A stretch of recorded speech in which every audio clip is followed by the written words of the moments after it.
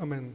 Gracias a Dios por la oportunidad nuevamente de estar aquí en su casa, sirviéndole, adorándole.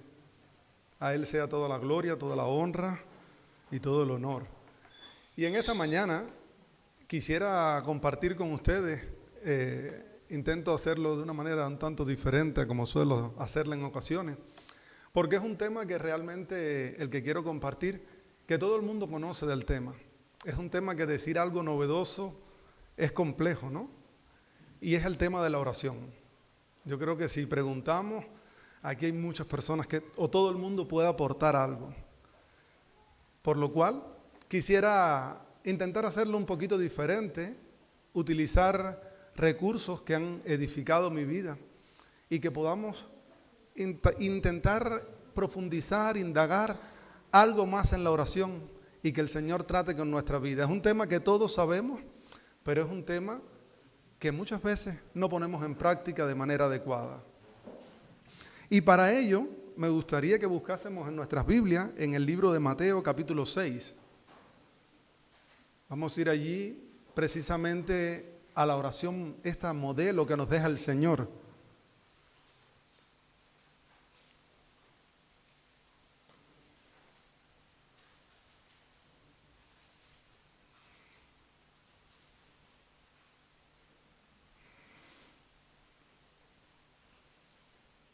Mateo capítulo 6. Y vamos a leer a partir del verso 9. Gracias, Padre, por tu presencia. Gracias por este tiempo en el que has tocado nuestras vidas por medio de la alabanza, Señor. Ayúdanos, Señor, a abrir nuestro corazón también a la palabra, de la misma manera que adoramos tu nombre, que te damos toda la gloria a ti, Señor, en ese momento de la alabanza, cuando nos quitamos toda preocupación para adorarte, Señor. Ayúdanos así a poder abrir nuestros corazones para recibir tu palabra, Señor. Yo te pido de que obres en la vida de cada uno de mis hermanos como tú has hablado en mi vida a través de la oración, Señor. Que la oración para nosotros sea algo, Señor, que es esencial, que sea la forma de comunicarnos contigo cada día, mi Dios. A pesar de que todos conocemos de la oración, te pido, Señor, de que tú toques nuestras vidas, nos llames a ir a mayor comunión contigo, nos llames a estar cada día delante de ti, Señor. Como hombres indignos que no tienen nada que ofrecerte, que podamos acudir a ti en oración, Señor.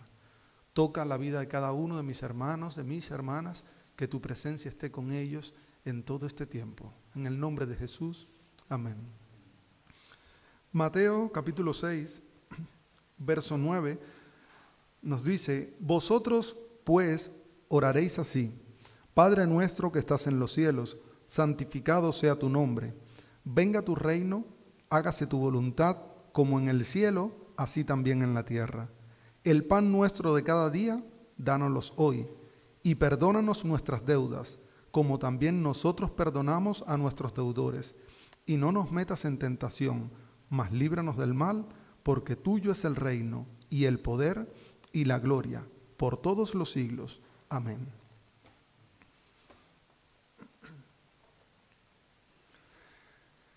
Realmente, el viernes, el hermano Julián compartía con nosotros una reflexión y nos traía unas cuantas herramientas, que las herramientas a veces no son las adecuadas para un trabajo, ¿no? Él traía un serrote y decía que cómo iba a usar el albañil, no recuerdo si específicamente era el albañil, pero él decía, el albañil no va a usar el serrote, sino lo que tiene que usar es la cuchara, la pala para preparar la mezcla, ¿no?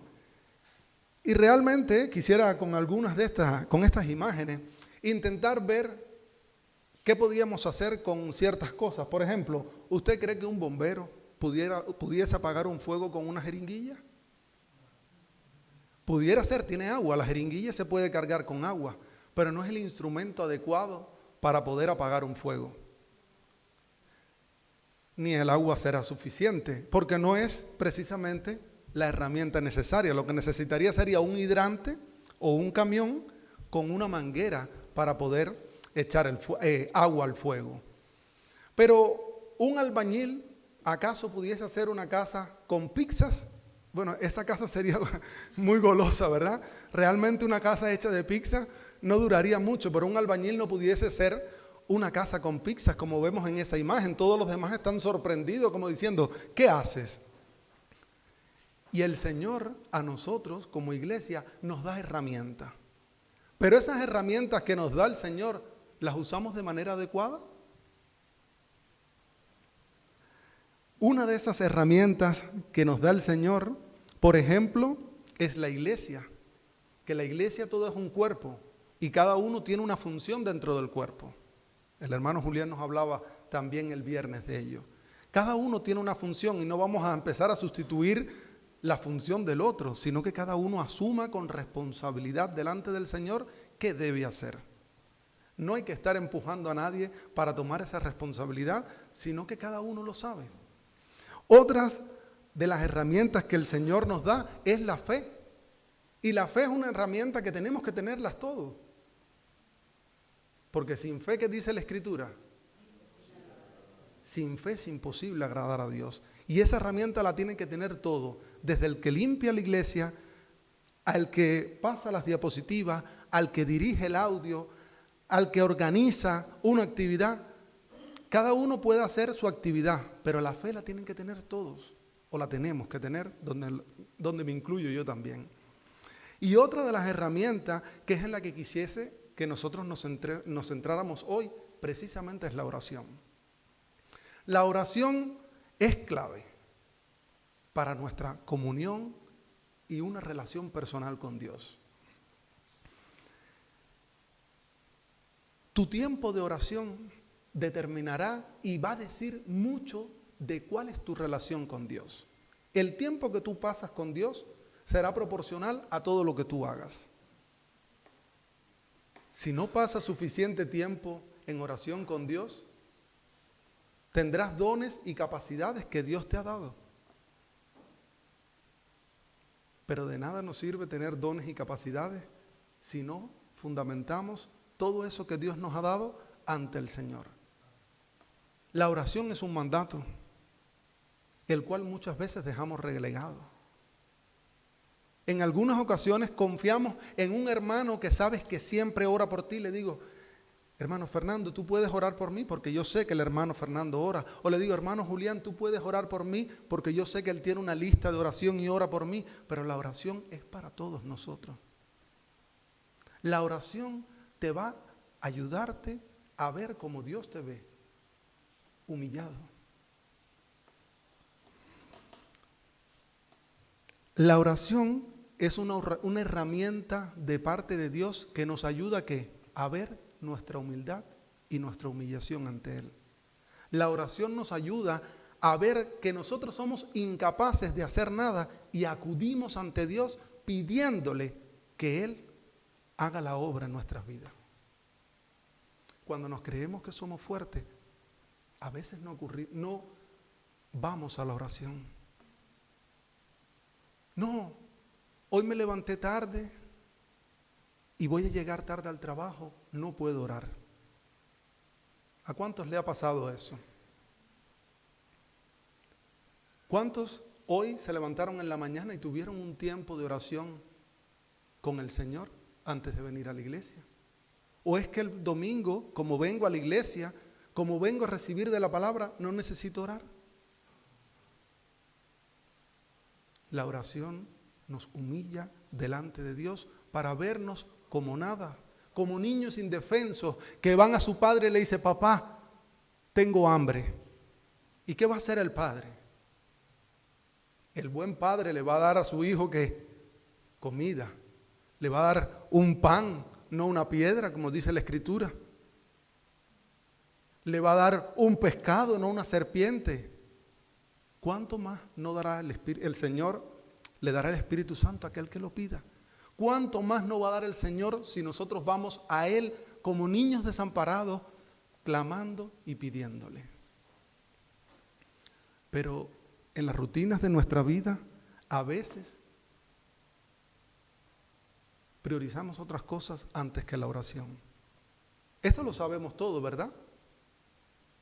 ¿O no lo sabemos? Todos lo sabemos, pero ¿cuántos lo ponemos en práctica? Hace unos días atrás hablábamos en la reunión de hombres, el sábado pasado, no el otro, hablábamos precisamente de esta guerra espiritual. Que a veces cuando se habla de guerra espiritual, las personas piensan que es estar atando demonios. Y no, la guerra espiritual precisamente ocurre allí cuando no vamos a orar. Hay una lucha entre la luz y las tinieblas. Y precisamente el más interesado en que no oremos, ¿quién es? El enemigo, el diablo. Y estamos perdiendo o ganando esta batalla.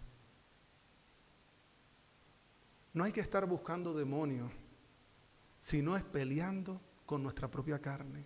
Eso es parte de la guerra espiritual.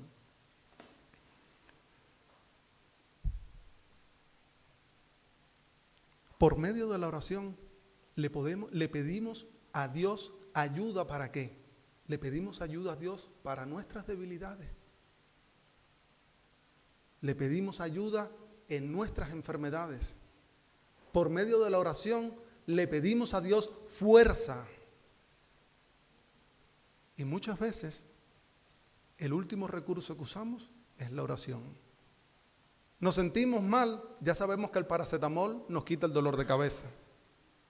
Pero ¿por qué no oramos primero y después tomamos el paracetamol? No estoy diciendo que no lo tome, pero ¿por qué lo primero que viene a nuestra mente no es la oración? Los reformadores, aunque en la Reforma no se hable tanto de la oración, los reformadores también tuvieron que acudir a la oración.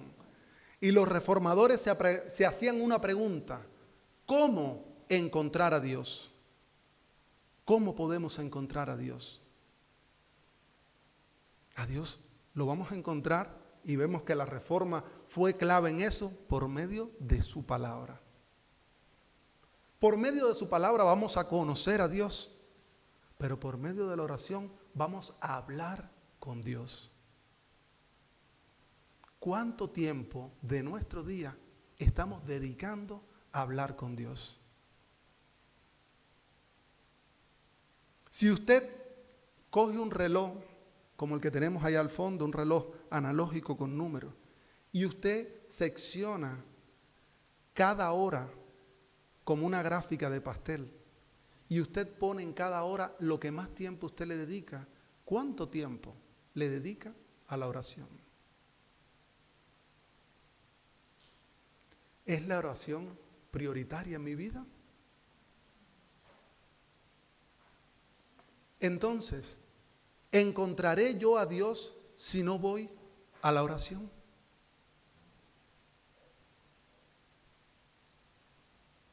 Conversaba con alguien que me decía: estoy muy mal. ¿Y qué crees que puedes hacer? Buscar de Dios. ¿Y por qué no lo haces? Todo parte, que es una frase que hemos repetido a lo largo de todo el año pasado, y hoy el pastor Samuel nos las dijo, en una decisión. Si no tomamos una decisión de buscar y orar a Dios, ¿qué va a pasar? ¿Seguiremos en el mismo estado? Porque cuando yo no estoy sometiendo mi vida a Dios, sometiéndola, dándole a Él toda la gloria y demostrando que no soy nada, lo que estoy es fomentando mi ego y mi capacidad humana. Si yo no entrego mi vida a Dios por medio de la oración, si yo no me comunico a Él como un padre y yo un hijo indefenso, voy a confiar en mi capacidad humana. Que normalmente nuestra capacidad humana nos lleva a malos puertos. No sé si a usted le pasa. A veces cuando yo tomo las riendas por mí mismo, viene el caos.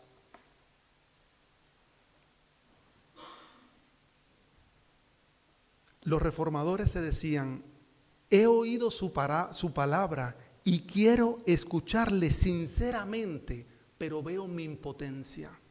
Los reformadores se veían impotentes ante Dios y tenían que acudir ante la fuente de la verdad, Cristo. Los reformadores sabían que tenían luchas. ¿Quién tiene luchas aquí? Todos. Los reformadores no tenían otro tipo de piel. Los reformadores no tenían la sangre ni azul ni verde, la tenían roja como nosotros. Los reformadores eran hombres sometidos ¿a qué? A pecados, a tentaciones, como somos sometidos nosotros. Pero los reformadores tomaron una decisión. ¿Cómo puedo encontrar a Dios? Por medio de su palabra. Y voy a hablar con Él por medio de la oración. Karl Barth nos decía, heme aquí aprisionado entre las exigencias de la vida, pequeñas o grandes, y la necesidad de orar. Karl Barth precisamente se encontraba en encrucijadas como nos encontramos nosotros. Yo sé que es necesario trabajar. Aquí hay uno que trabaja, como todos ustedes. A veces tengo hasta 2 trabajos.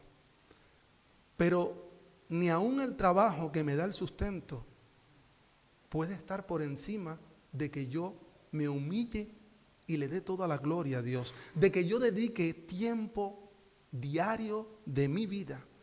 Tiempo consciente. No un tiempo de decir, voy a orar por los alimentos, sino un tiempo solo dedicado a Él. Pero Karl Barth no tenía Netflix, no tenía HBO, no tenía YouTube, no tenía todas las distracciones que tenemos hoy en este mundo. Tenía sus luchas. Hoy nosotros tenemos que luchar ¿con qué? Con aquellas exigencias de la vida pequeñas y grandes. ¿Cuáles son las pequeñas? A lo mejor las que no son tan significante para nuestra vida como es trabajar para comer. Y las pequeñas probablemente serían todas esas distracciones que como ser humano nos pide el cuerpo. Cuando uno se sumerge en la oración y uno tiene allí ese clímax, esa presencia del Señor que te abraza, uno no quiere que el tiempo de oración termine. Y eso es como una antesala de lo que vendrá cuando estemos con el Señor eternamente adorándole. Pero si no disfrutamos de esos tiempos de oración, ¿qué pasa? Según el Catecismo de Heidelberg, nos dice que los cristianos necesitan de la oración. Y le voy a leer algo que nos dice el Catecismo de Heidelberg. Es la parte principal de la gratitud que Dios requiere de nosotros, porque Dios solo les dará su gracia y su Espíritu Santo a los que con deseo sincero se lo piden continuamente, dándole gracias. Solo si nosotros le pedimos a Dios. Dios nos puede dar. De hecho, Él nos ha dado incluso la vida sin que nadie la haya pedido. Pero Dios quiere que nosotros recurramos a Él, humillados, sin nada, pidiéndole de todo aquello por lo cual nosotros tenemos necesidad.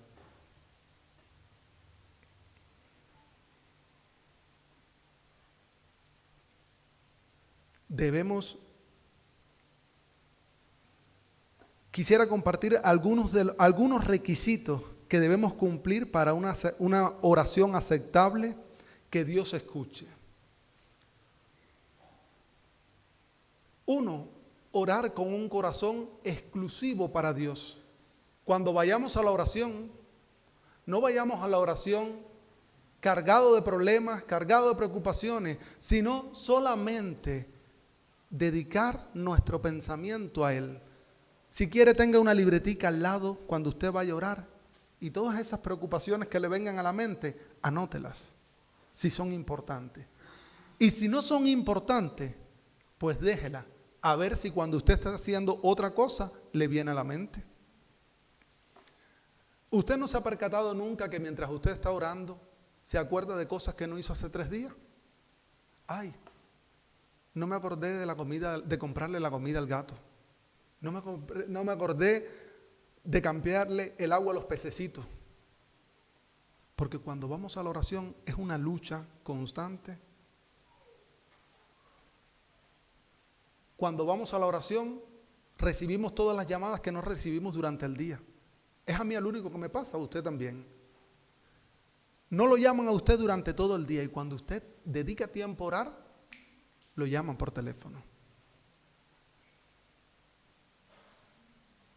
Pues cuando nosotros vayamos a la oración, debemos ir con un corazón que exclusivo para Dios. Silencia el teléfono, ponga de lado todo lo que necesite, pero solo para dedicar ese tiempo a Dios. Otro sería conocer nuestras necesidades y miseria. Debemos conocer nuestra necesidad y miseria a la hora de orar, para que nadie vaya a creer que tiene las capacidades suficientes. Otra de los requisitos que deberíamos tener, que muchas veces este requisito nosotros somos el que lo rompemos, sería confiar en que aun cuando nosotros no merecemos nada de Dios, Dios nos escucha. Es más certero, podemos tener más certeza en que Dios nos va a escuchar que la fe que nosotros mismos podamos tener en que Él responda a la oración. Dios escucha. Y nuestras oraciones débiles y pobres que Dios escucha, a pesar de nuestras inmundicias, de nuestros pecados, de fallarle a Él, Él nos va a escuchar. Orar con un corazón, como habíamos dicho antes, dándole la primicia al Señor, dándole todo al Señor. Confiar en que Él nos va a dar aun cuando no esperamos la respuesta. Me gustaría preguntar, ¿en tu vida diaria estás buscando a Dios como lo primero? ¿Tu mente en la oración es exclusiva para Dios? Eso es si le dedicas tiempo a Dios. Pero todos en algún momento de nuestra vida nos encontramos en una encrucijada en la que no estamos orando a Dios. Si no estamos orando a Dios, hoy tienes la oportunidad de arrepentirte y volver a retomar tu relación con Dios. Leía de un chico que comparte muchas veces de su experiencia con el Señor y él decía algo, el Señor me tenía, él es americano, vive en Colorado, vivía en Colorado, y él decía, Señor, yo quiero entregártelo todo a ti. Y el Señor le dice, ¿quieres entregármelo todo a mí? Sí. Él le dijo, sí, Señor, sí. Pues quiero entonces que lo hagas todo como cuando te enamoraste de tu esposa. ¿Cómo? ¿Cómo es esto? El chico empezó a analizar su relación cuando era novio de su esposa. Quería invertir todo el tiempo en estar con ella. Pasaba largas horas con ellas al teléfono. Y se dio cuenta que al Señor no le dedicaba todo este tiempo. Empezó a cambiar. Empezó a darle todo el tiempo al Señor, aún por encima de su esposa. Eso no quiere decir que la abandonó a ella, sino que dedicaba tiempo conscientemente al Señor. El Señor, en su experiencia personal, le dice, pues deja todo lo que tiene. Tenía 2 empresas, tenía una casa, el sueño americano. Y le dice, pues ahora quiero que lo vendas todo y te vayas a Nicaragua. País comunista, a pasar necesidades. ¿Qué creen que hizo? Vendió todo y se fue a Nicaragua con 2 maletas cada uno y con sus hijos. Y esta es la parte que más me explota a mí la cabeza ahora de todas. Dice, llevo 10 años en Nicaragua y ahora estoy sintiendo de parte del Señor ir a vivir a Cuba. Y digo yo, ¿a Cuba? O sea, ¿me lo dices a mí? Pero es una persona que decidió entregar todo a Dios. Es una persona que busca conocer de Dios por medio de su palabra, pero es una persona que habla ante Dios y le entrega todo a Dios diciendo, Señor, lo que tengo es tuyo. Y esta es la parte más difícil de todas, porque es muy bonito decirlo, pero es muy difícil ponerlo en la práctica. Pero para ponerlo en la práctica, el primer paso, ¿cuál es? Comenzar. Orar. Comenzar a orar y darle el primer lugar a Dios en nuestras vidas.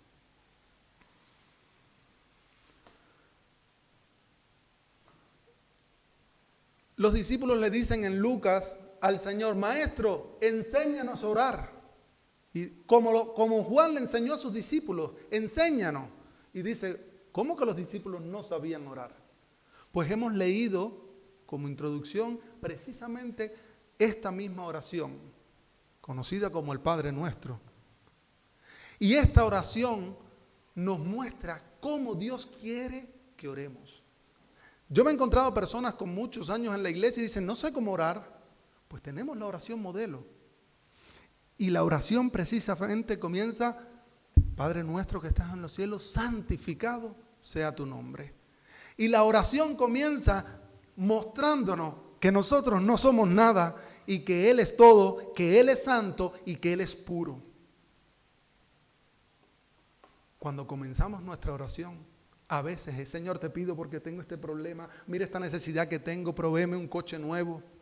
A veces, dentro de la iglesia evangélica, las oraciones son solamente pedir. Hermano, ora por mi necesidad. Y no estoy diciendo que no es orar por la necesidad. Hermano, vamos a unirnos para adorar al Señor. Para que Él lleve toda la gloria. Para que muestre que nosotros somos insignificantes en este mundo. Y solo creemos que la oración es para resolver nuestros problemas personales. Como si fuese el genio de la lámpara. Froto la lámpara y se solucionan los problemas. Lo primero que debemos hacer es darle a Él toda la gloria. Que su nombre sea santificado. Que Dios lleve toda la gloria. Que manifieste su sabiduría sobre su iglesia. Que su bondad, su justicia se muestre en su iglesia, en nosotros. No este lugar, sino en cada uno de nosotros que componemos su iglesia. Que nuestras vidas estén rendidas a Él, es lo que nos quiere decir eso. Santificado sea tu nombre. Y después nos dice la Escritura que venga tu reino, hágase tu voluntad, como en el cielo, así también en la tierra. Venga tu reino, o sea, que venga el reino de Dios a nuestras vidas, que venga Él con poder por nosotros. Que su iglesia persevere en la verdad. Que las obras del diablo sean destruidas. Que no seamos nosotros instrumentos de Satanás. A veces nosotros con nuestras palabras no damos la gloria a Dios. A veces con nuestras acciones no damos la gloria a Dios. Y el Señor, cuando les enseñaba a orar a los discípulos, le enseñaba que se haga la voluntad de Él y no la nuestra. Por eso la oración no es para contestar mis peticiones personales, aunque Dios las puede contestar, sino para que se haga la voluntad de Él, que es agradable y perfecta.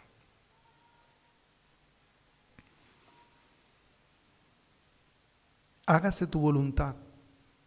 Que renunciemos ¿a qué? Aquello que yo quiero. Muchas veces lo que nosotros queremos no es la voluntad del Señor. Y eso enseñaba Jesús a sus discípulos.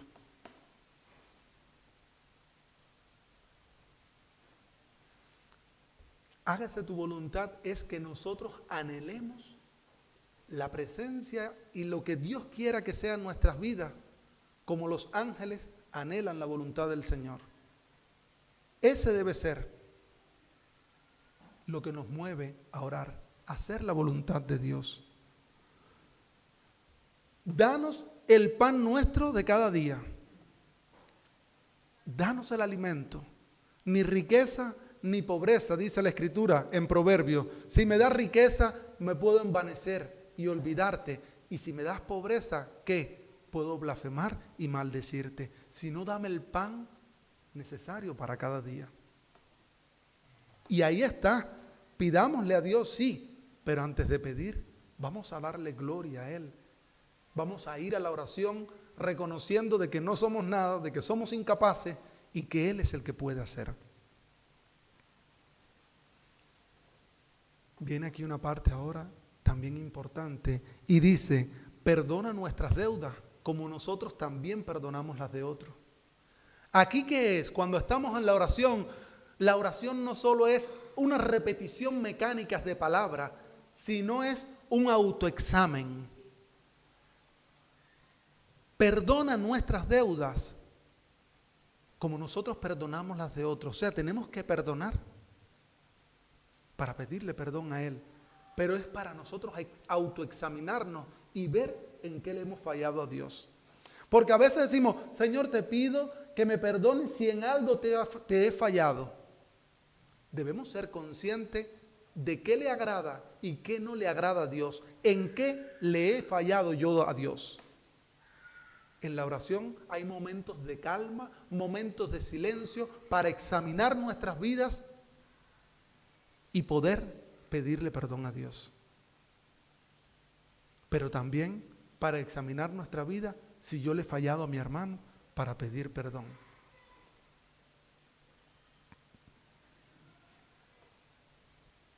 Y no nos metas en tentación.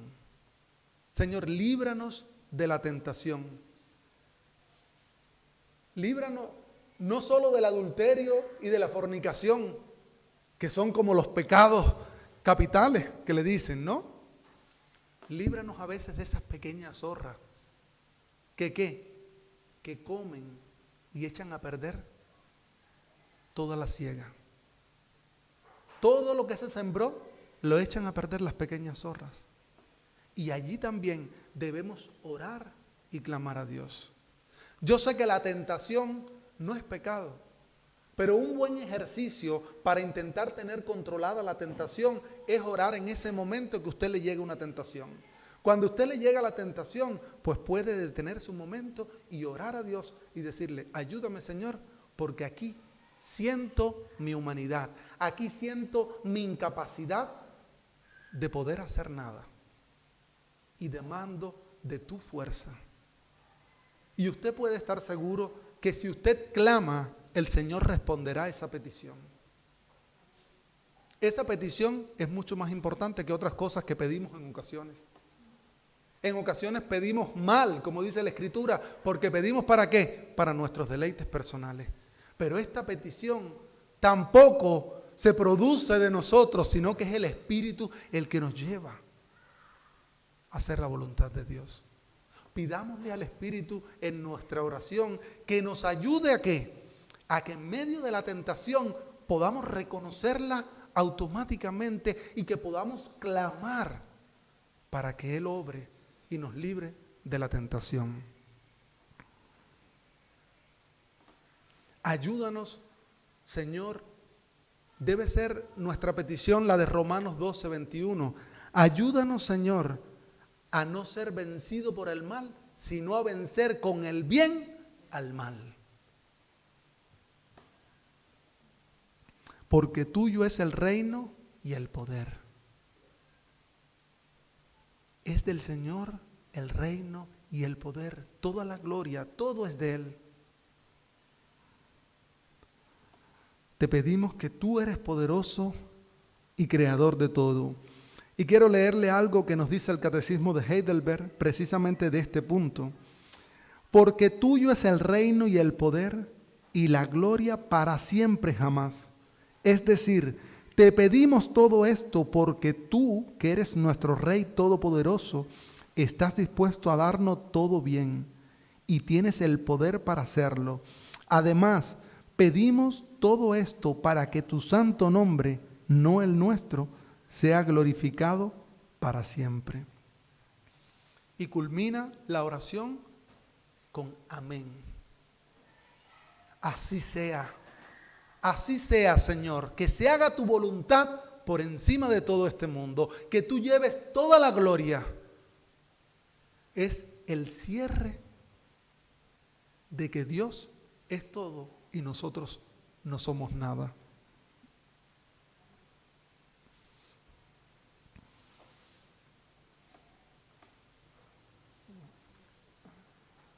Una vida sin oración precisamente será como esa planta que se va marchitando poco a poco.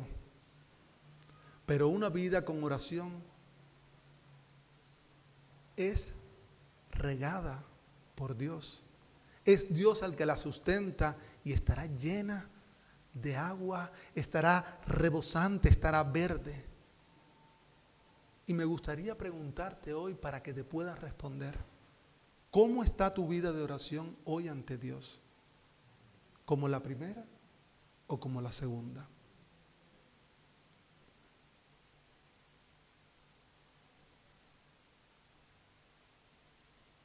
Todos conocemos de la oración, pero si nuestra vida está como la primera, conociendo de la oración, tiene mayor castigo. Dice la Escritura, no os hagáis maestros muchos de vosotros, porque saben que esto trae mayor condenación. Y a lo mejor usted dice, ay, qué bueno, yo no soy maestro, yo no soy el que predica. Pero dice la Escritura que el que sabe hacer lo bueno y no lo hace, ¿qué le es? Pecado. Y si el Señor demanda de nosotros oración, vamos muriendo poco a poco. Un día no tengo tiempo porque voy tarde al trabajo. Otro día estoy muy cansado y me quedo durmiendo. Otro día. Y cuando vengo a ver, mi vida se va secando. Y ya solamente oro por compromiso. Vamos a orar por los alimentos porque nos están viendo. Vamos a orar porque Dios suple mi necesidad. Pero la oración es algo que tenemos que cultivar cada día de nuestra vida para que esté verde, reverdeciente. El hombre que no está bajo la gracia no es capaz de orar. La persona que no está bajo la gracia de Dios no es capaz de orar. Su deseo no va a ser ¿cuál? Orar. Su deseo va a ser los de su carne. Por eso hay que estar sometido ante la gracia de Dios.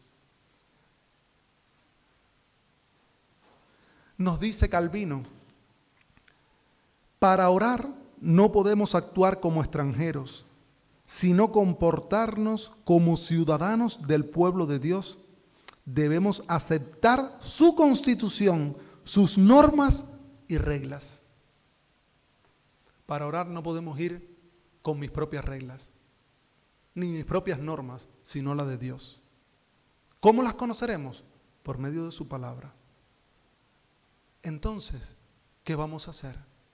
¿Vamos a seguir la vida de la misma manera que hemos seguido hasta hoy? Cuando dejamos de orar, ya no me preocupa tanto lo que están haciendo mis hijos. Cuando dejamos de orar, no me importa tanto estar con mi mujer. Cuando dejamos de orar, me despreocupo de mis padres. Cuando dejamos de orar, todo va dejando de tener sentido. Al menos en mi experiencia muy personal. Cuando dejo de orar, es como un efecto bola de nieve. Se me van acumulando problemas y problemas y problemas, hasta que es una avalancha lo que viene sobre mi vida. No es tarde para volverse a Dios y comenzar a orar. No es tarde para examinar allí en Mateo capítulo 6, ¿qué nos dice el Señor a nosotros de la oración?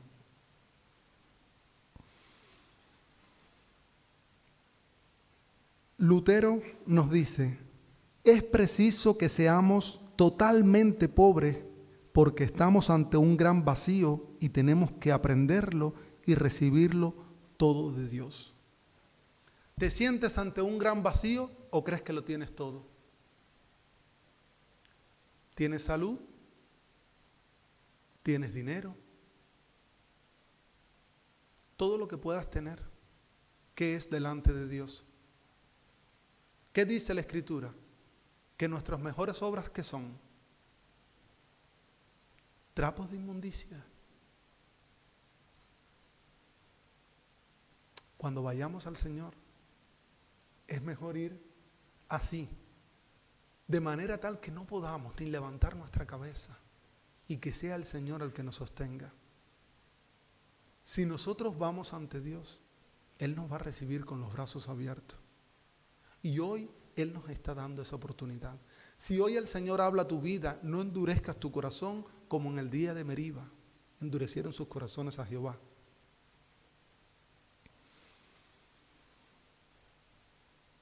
La oración es una conversación con Dios, no son palabras mecánicamente repetidas. La oración es muy personal, es como uno conversa con otra persona, así debe ser nuestra oración a Dios.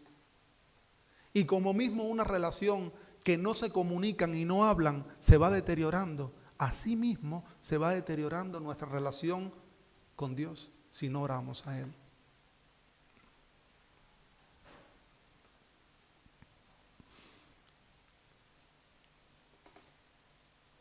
Y ya para terminar, quisiera terminar con estas preguntas. ¿Cómo está tu tiempo de oración con Dios?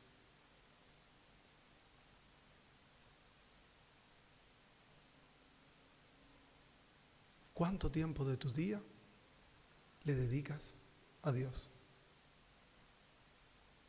La oración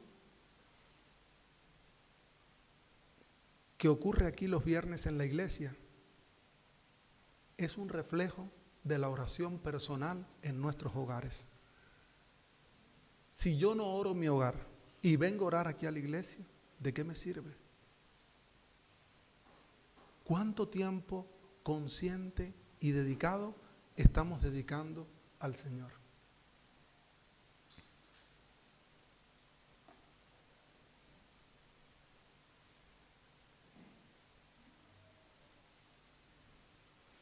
¿Estás confiando en tu fuerza o estás confiando en las de Dios? Cuando no estamos orando, cuando no le dedicamos el tiempo a Dios, es porque estamos confiando en que nosotros somos capaces, en que nosotros tenemos dones. Pero cuando nosotros ponemos nuestra confianza en Dios, aun cuando no tengamos dones, el Señor respaldará. El Señor obrará con milagros solo por el hecho de depositar toda nuestra confianza en Él. Y como última pregunta, ¿qué te impide retomar tu tiempo de oración con Dios?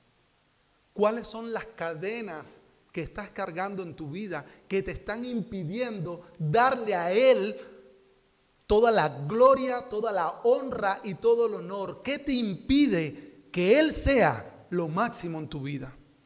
Ni tu padre, ni tu madre, ni tu hijo, ni tu esposa, ni tu trabajo, ni nada de lo que tienes, ni tu propia vida es más grande que darle a Dios todo. ¿Y qué es lo que te está impidiendo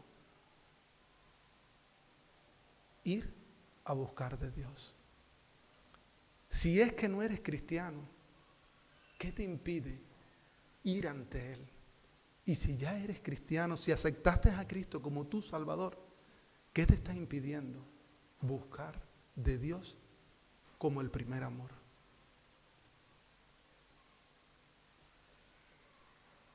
Reflexionemos en ello durante esta semana, porque realmente cuando uno reconoce su error y se vuelve a Dios, hay fiesta. Va a haber fiesta en el cielo si nosotros nos volvemos a Dios. No pasa nada. Aquí todos fallamos y podremos fallar. Pero Dios es todo y nosotros no somos nada. Dios le bendiga.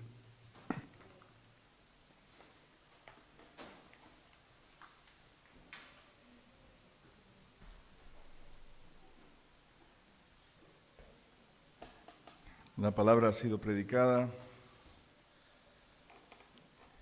Permitidme simplemente una breve reflexión y voy a intentar ser lo más breve posible.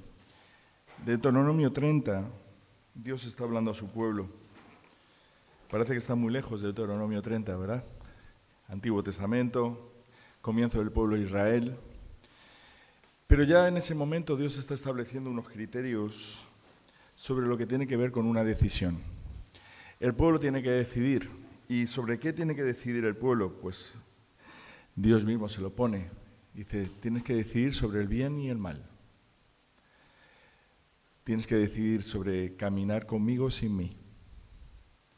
Fijaos que es muy interesante porque incluso Dios, aunque esto os parezca algo extraño, va a utilizar a Siria y a Babilonia para enseñar a su pueblo lo que tiene que hacer.